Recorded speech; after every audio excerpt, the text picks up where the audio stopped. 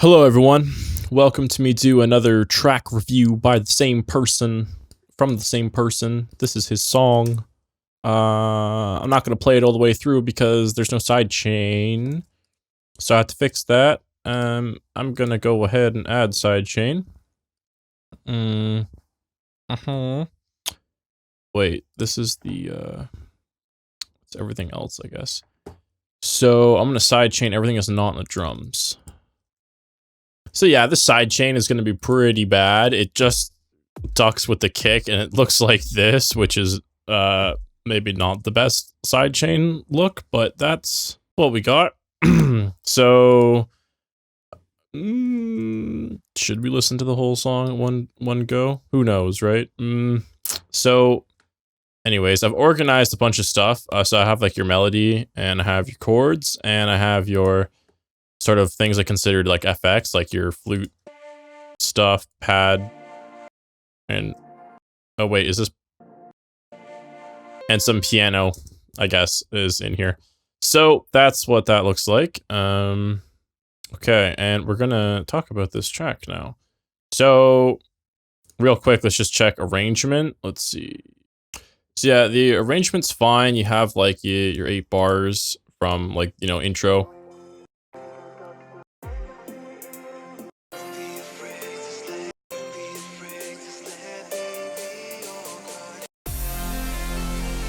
And you have like a drop and then you have a drop B sort of.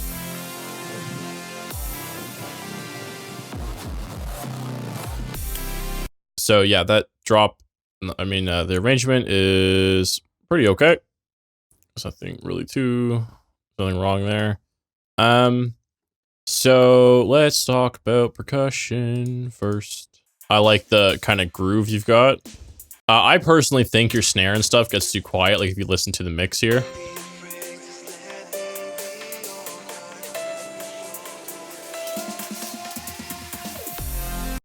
It disappears pretty fast. I like the fill.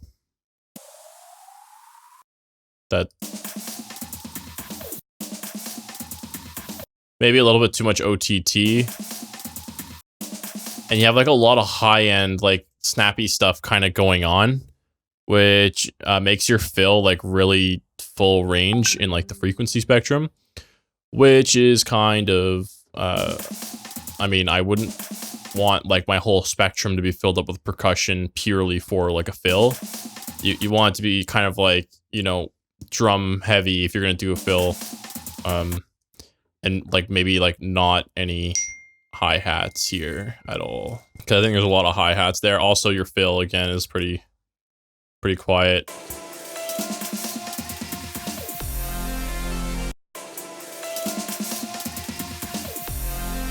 Your drums in general are just like quiet, like they're very quiet, and then your hi-hats are just too loud.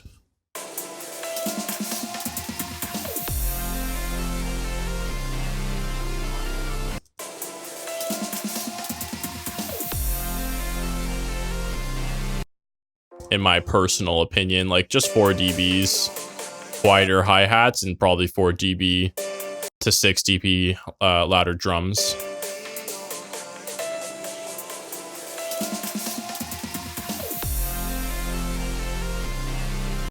And whatever effects you have come in there, it's not that.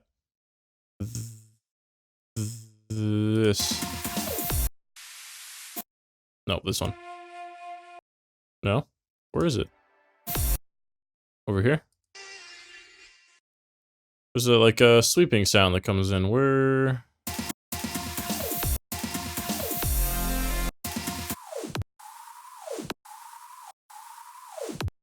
That's kind of annoying. Like that, this right here is too much.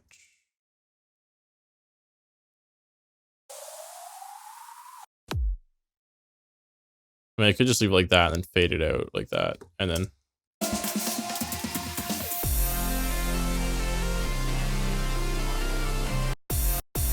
Your kick here has no snap to it, like it kind of needs, it's really filtered and soft, which I don't think contrasts well with your super loud chords. And then same thing here. It's a little better.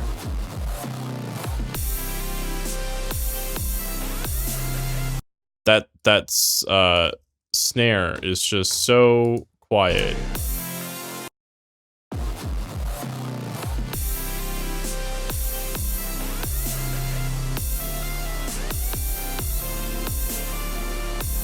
Oh, that's not what I want. Oh, I want to change these ones, but it's hard because like everything else is loud too.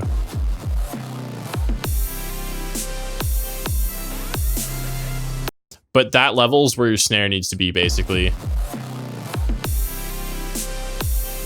And then your kick needs to be down, like where it was before. Maybe like 3 decibels higher. Like if we were to look at this, say I go ahead and I take your drums here and I turn them on. From here to here, right?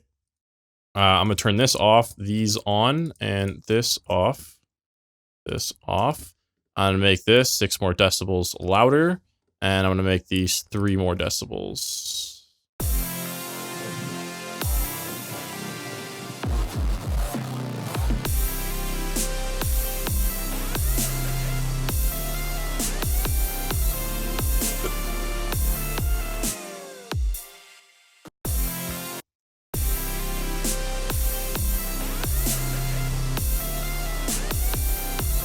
Yeah, I like that much better. Personally, your cymbals there are quite loud, so maybe not make them so loud.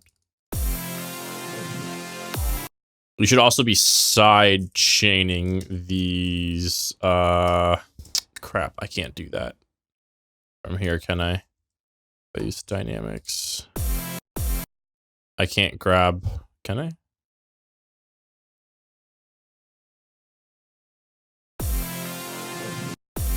Hey, I can. Oh, nice. So I can do some side chainy stuff here.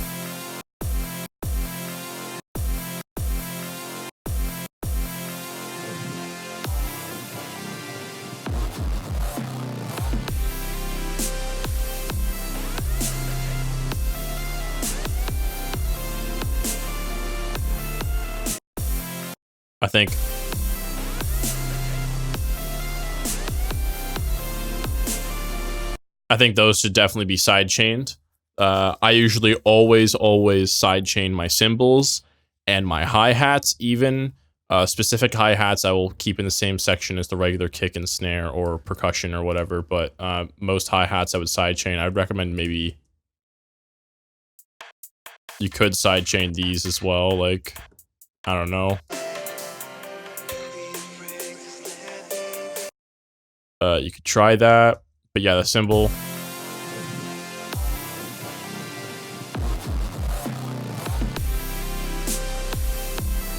That's a little better.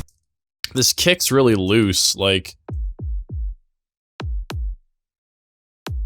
it gets a lot of movement. A lot of sub. I would say you could grab like a bit of a low shelf at 100 hertz, drop it down a little bit.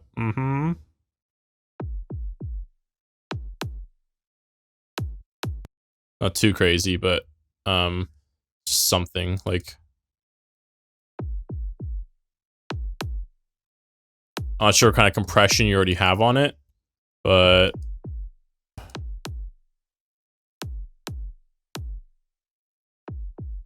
something with a lot of release.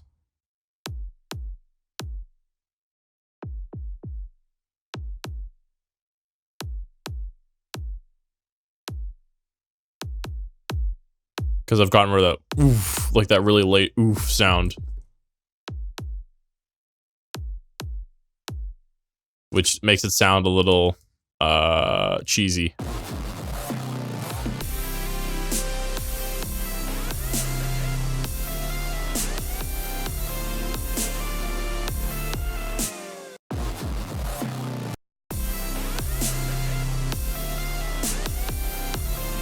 And now it just needs to be turned up again. I said 6.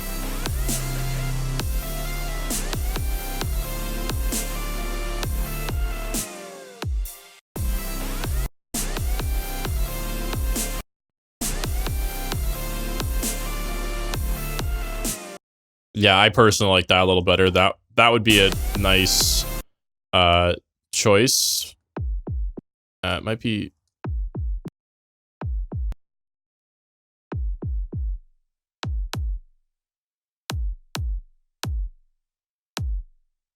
I'm gonna take off some of the high a bit, just like this. Yep.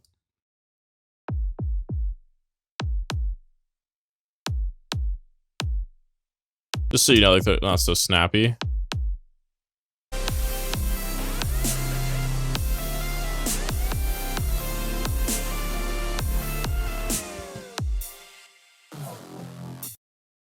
Something like that. Okay, so that's all I got to say about the kick stuff, and you know, like the snare and stuff gets quiet. I don't know how I feel about having the noise and stuff in the same track. This almost sounds like a Kashmir sort of like loop, like rising loop. So that's probably why, but I wouldn't recommend keeping like that noise sweep up in the same area as your snare, because that makes it really hard to mix. On to the melody. This is where I begin to complain about the amount of layers you have. There's a lot of layers.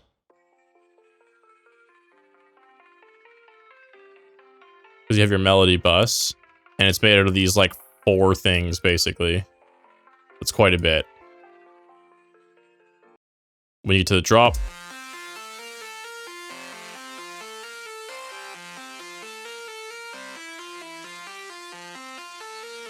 Like, overall, it doesn't sound that bad, but I think there's more efficient ways to do it. Like, I don't know if it was necessary to have, like, these many melodies. Yeah, that wasn't included, was it?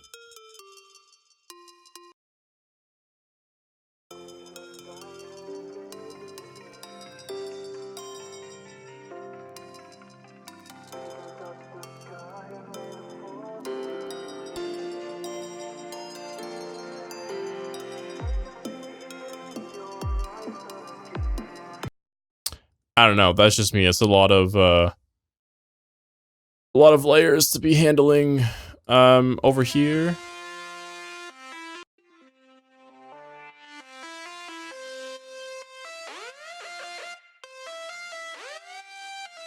You have a pretty cool like lead going on. I like it. That's cool. That's all I really gotta say about that. And the way it sits in the overall mix generally.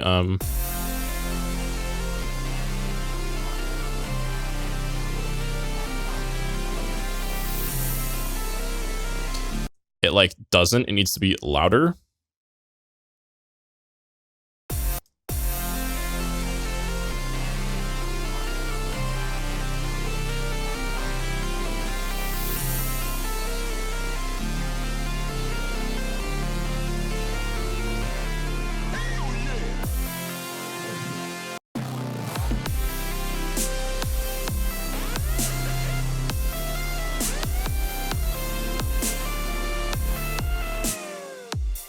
Yeah, it could be about that loud. Reverb could be a bit louder. Like, equally, I think.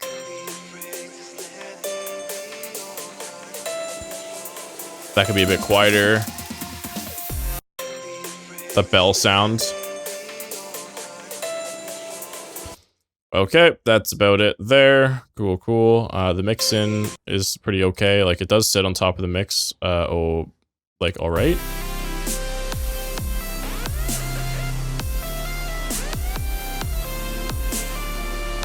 I might be able to use more reverb or have more center to it. It's kind of wide, and there's nothing wrong with being wide, but the center needs to be louder, like almost. So that's what I'm talking about there. Now onto the chords. Again, lots and lots of layers. My main problem with the chords is that they're almost entirely stereo, and like they're all stereo. Like the only thing you have in here that sits in the middle is this one.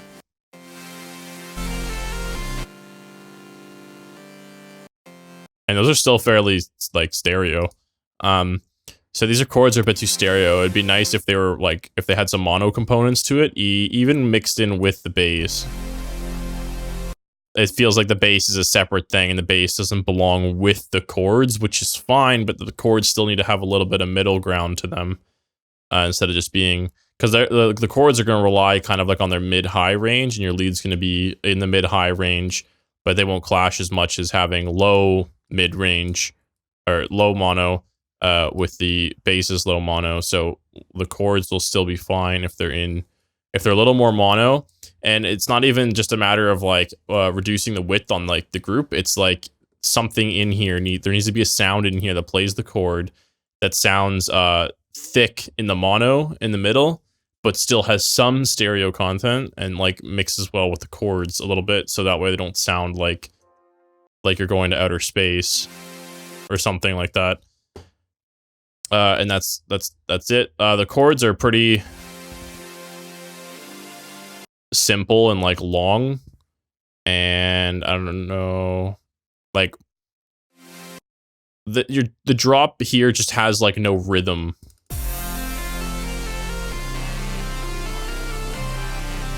And I get that if it's supposed to be like kind of like building up for this. But then even here, there's no consistent kick or snare, which is something that from a pop standpoint isn't a good thing. Like there's no like your last track, there's no like consistency in your drums. There's no rhythm to follow in your drop, which is a problem if you're trying to make that kind of music. You know, you could have like did this part up to here with nothing, and then you'd probably want to introduce like a filtered like kick snare that like has a rhythm that works with the next part, which should be consistent kick and snare, because now you're starting to lose sense of your arrangement in this area. Your arrangement has kind of been thrown out the window, and your chords are just there like at random, and there's no rhythm that like that I can follow.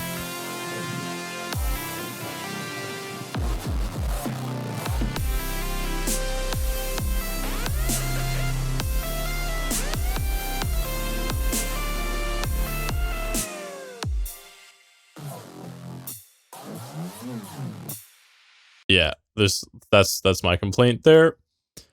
Over to the FX section, we've got, what do we got?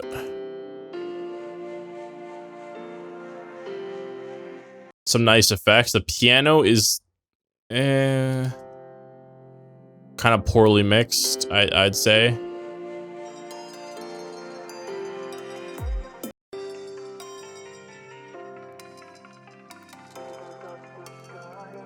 I mean, in this sense, it almost works.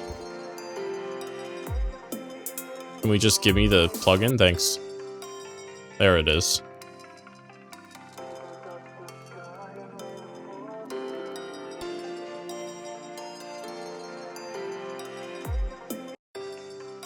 I find pianos, especially when used in ambience, require a lot of babysitting to prevent their frequencies from doing something like this.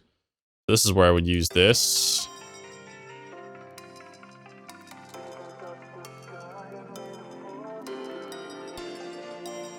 Is basically a place for a dynamic EQ.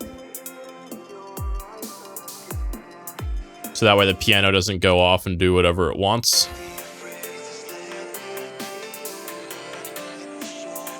Because we need to be controlling this.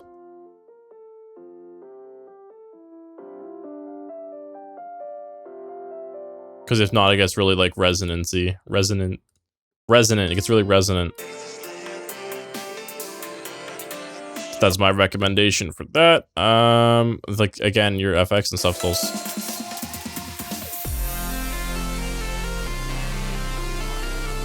All good. It's nice and clean. Cool. Make sure that basically everything is low cut one way or another, if you haven't already. And then now we're on to the vocals.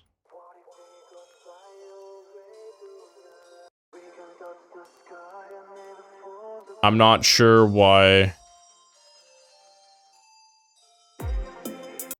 you have your vocals sharing reverb with like your melody. That's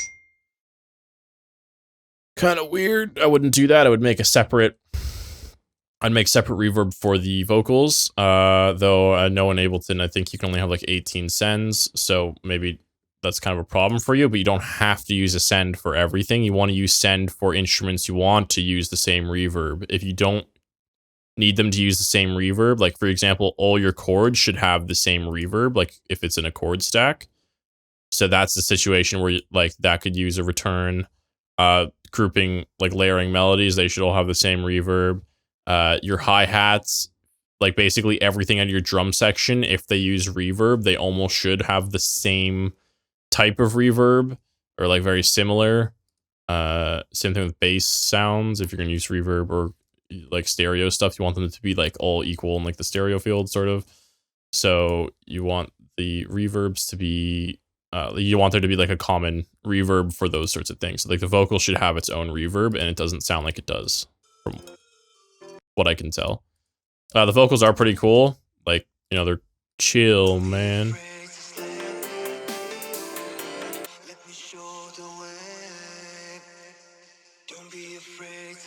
They sound like their spectrum has been destroyed.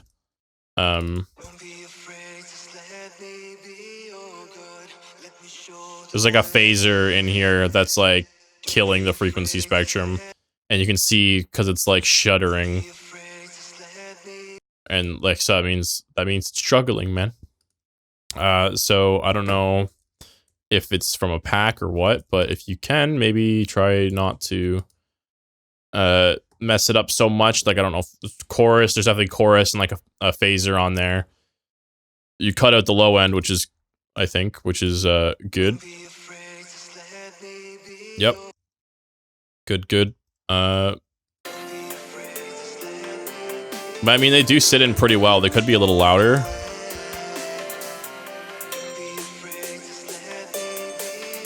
Again, there's just a lot of like phasing in there. Bass sounds. I must say that it's weird that you have this sound and this, which are basically the same sound. One has a filter and one doesn't, and you have them like layered. It's made quite the interesting sound. I just hope you're controlling this like correctly. Like, all right, thing to point out, this isn't a good thing. You have a huge gap.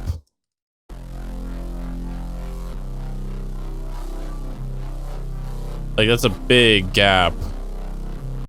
I know it's because you're doing a separate sub, but your sub has no overtones from what I can see. It's just a sine wave. So, you know, usually you could come into a serum, do this, grab a low pass here. And this is already like a way better at like 200 or something. And this is, oops, already like a way better sub choice. Because if we look, overtones. So if we played this together with your sub stuff, hang on.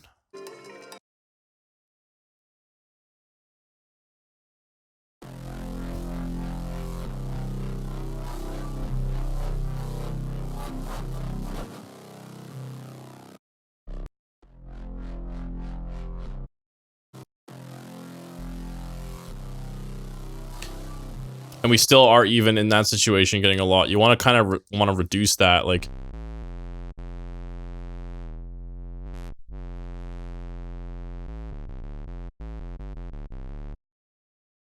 With filtering here.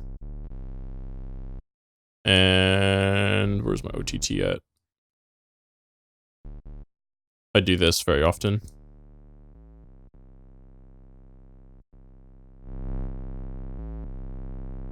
Because I want to make this, like, thick as possible, like.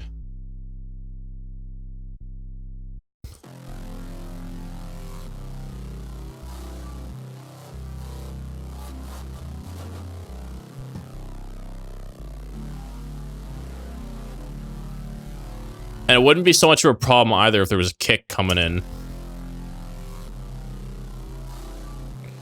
But you might be cutting like a little too extreme with your EQ, because if your bass is staying so low that you're doing this, because right now, from what this looks like, you are cutting it like basically at like 24. You're basically doing that with it, you know, like at 110.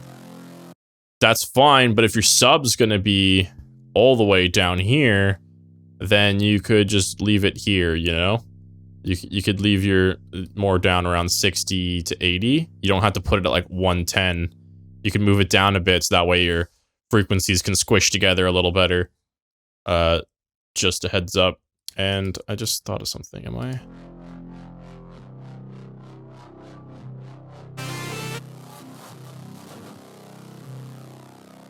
Yeah, and your subs sound, like your basses just sound pretty crazy in general. Especially when you get to certain parts of the drop, like over here.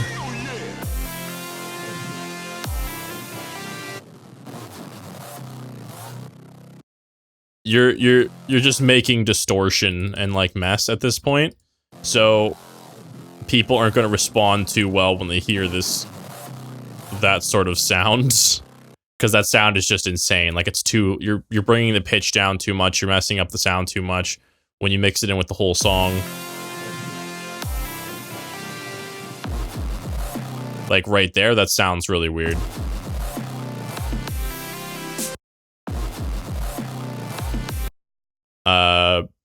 Yes, I would recommend trying something a little different for that section on the bar 31 here,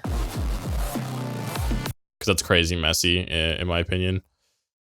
You know, try to fit in some clever basses if you want, but just putting in a really distorted, that's not like, you know, I don't know if you were trying to aim for like a cool bass there, but it's I mean, well, it does. I don't know how to do what you just did on that, so I mean, it's cool to me because it's interesting sounding.